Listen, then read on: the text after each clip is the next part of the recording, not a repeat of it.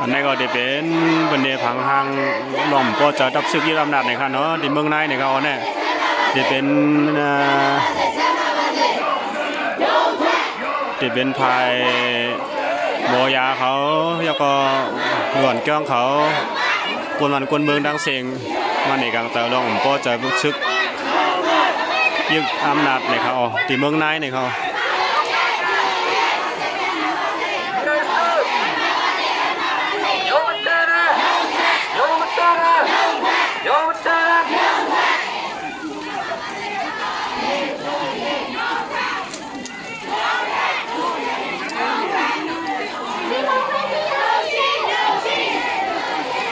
คนวันคนเมืองผมตั้งหลวนเกี้ยงเลยผมตั้งหมอยาตั้งเสียงในเขาที่เมืองในในเขา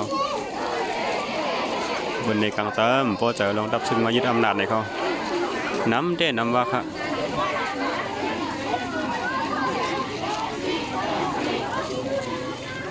อันนี้ก็ตั้งเสียงว่าจะเป็นพังห้างบนในกลางเติมในข้างนอกพี่น้องค่ะ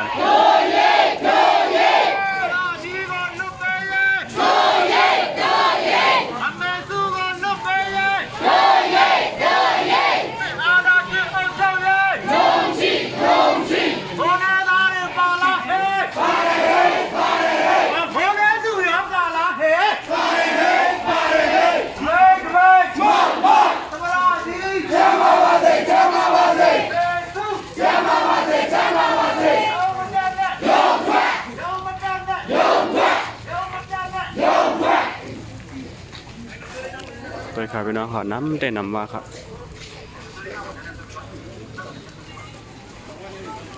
เป็นทางเป็นเอกกลางใจที่เมืองในนะครับน้องพี่น้องค่ะผมนั่งกวนเมืองเลยล้วนจ้องเลยหมอพายป้ายหมอยาเขาตั้งเสียงในเขา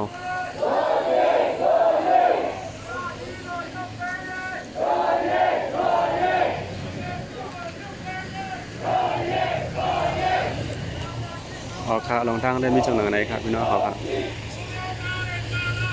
หมายสูงค่ะ